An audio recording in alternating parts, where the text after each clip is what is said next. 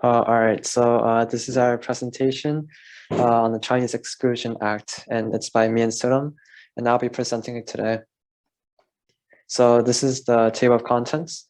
So first, I'll discuss the history of the act, and then the legislation, and then finally the legacy of it. So first, I'll discuss the history and the background of the Chinese Exclusion Act. So this is a brief video going over the whole subject, and I feel like it would be like a good introduction for us.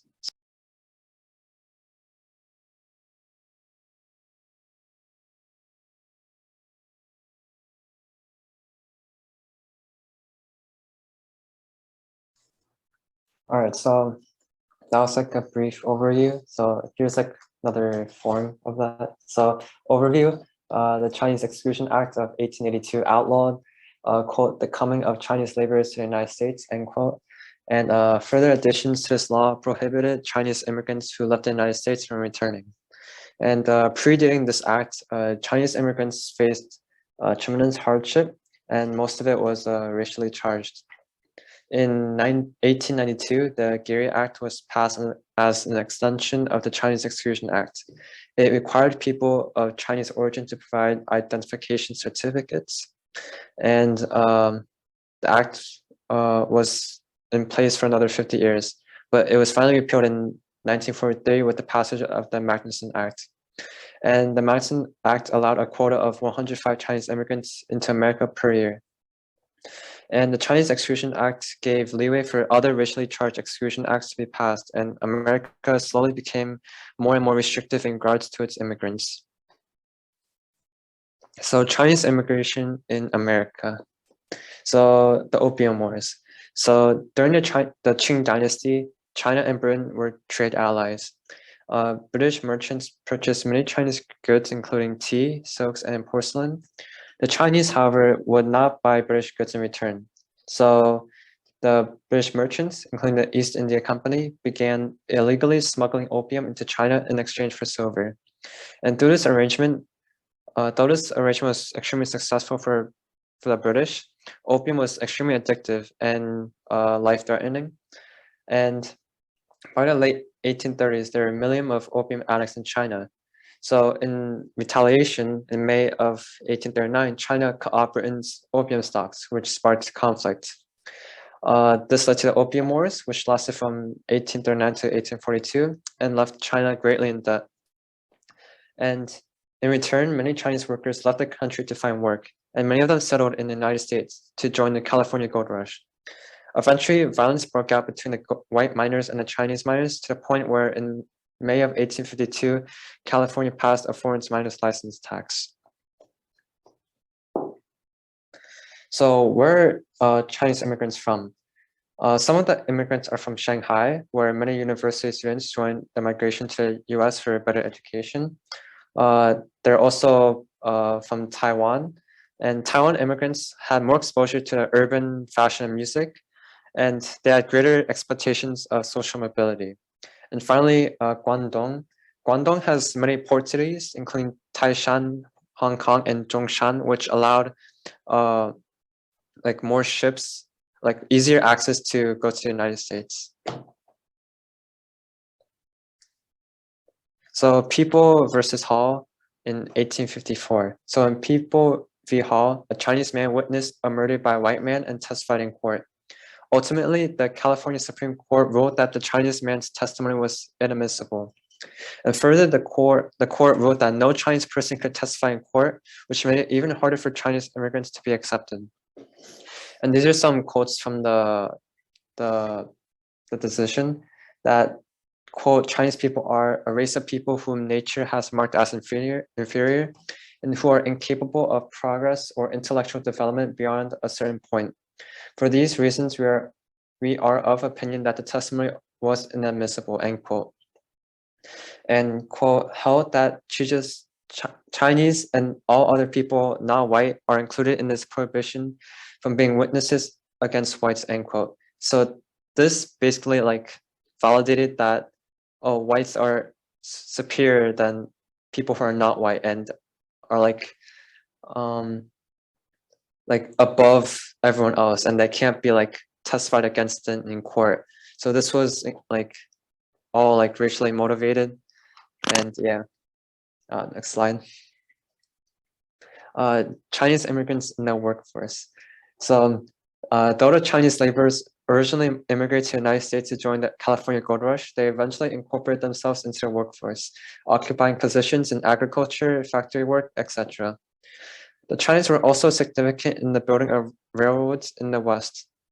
And many Chinese laborers grew quite successful, and the white Americans did not take kindly to this. And many of them got jealous by their successes. And because many Chinese immigrants had little to no money, they were willing to work for a lower pay. Thus, many employers hired Chinese immigrants and fired white Americans, or Chinese immigrants and fired white Americans. And as more and more Chinese people immigrate to America, anti-Chinese hate grew. And eventually, many anti-Chinese people attempted to ban Chinese immigration to America in the first place. Next slide. And I'll discuss the transcontinental railroad. So transcontinental railroad. So the full name is Central Pacific Railroad, which started with a crew of 21 Chinese workers in January 1864. But in January 1865, convinced that Chinese workers were capable, the railroad hired 50 Chinese workers and then 50 more, eventually totaling to 15,000 to 20,000 Chinese immigrants.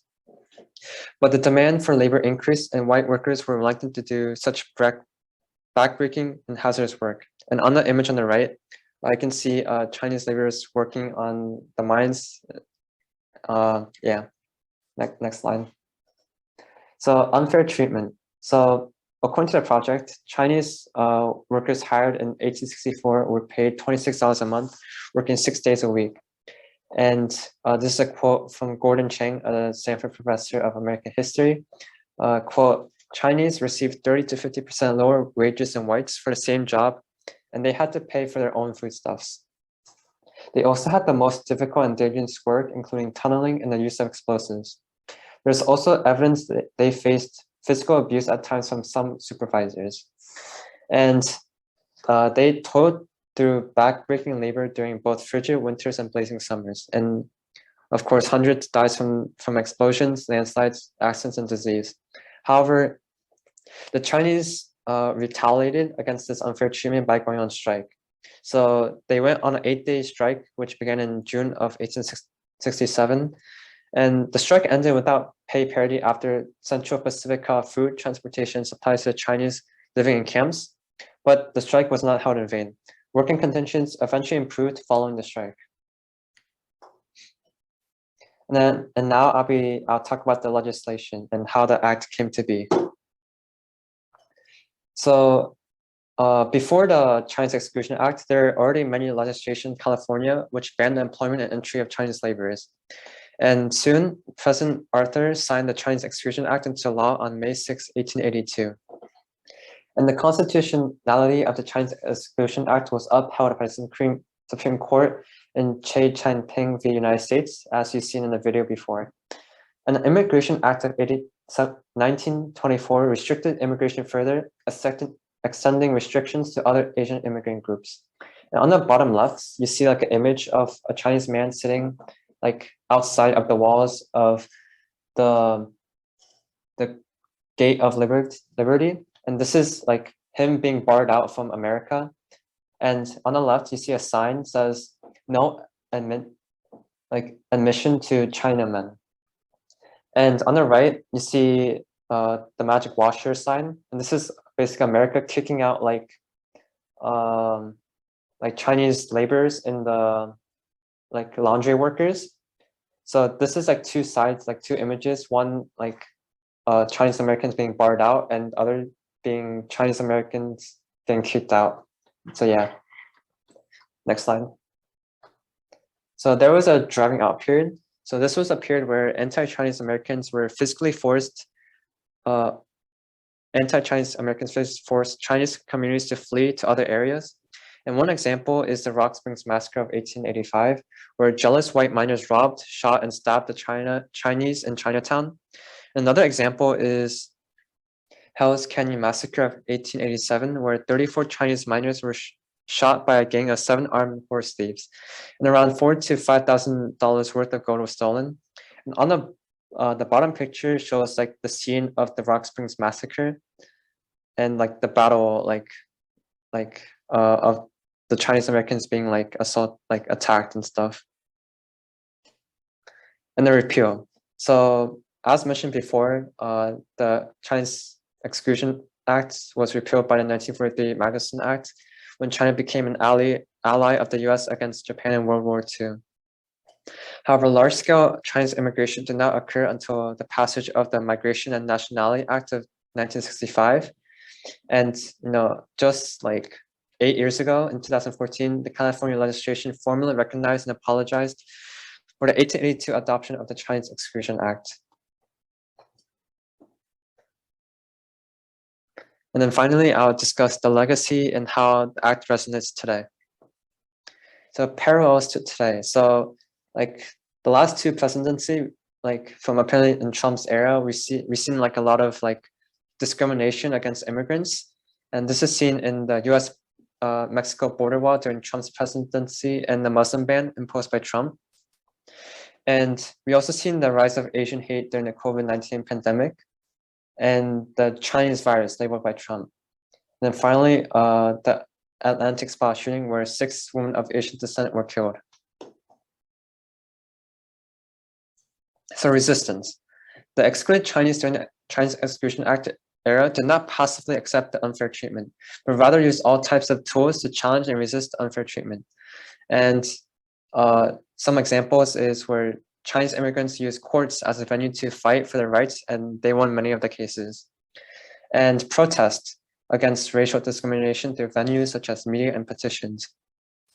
And similar to back then, there's a Stop Asian Hate, which was used as a slogan and the name of a series of demonstrations, protests, and rallies against violence targeting Asians. And there's a lot of awareness spread through social media, like the spread of hashtag Stop Asian Hate and hashtag Stop AAPI Hate on social media. And to end it off, I'll say a quote from Martin Luther King Jr. Darkness cannot drive out darkness, only light can do that. Hate cannot drive out hate, only love can do that. And these are our resources. And if you go to the next slide, that's our end. So yeah, thank you.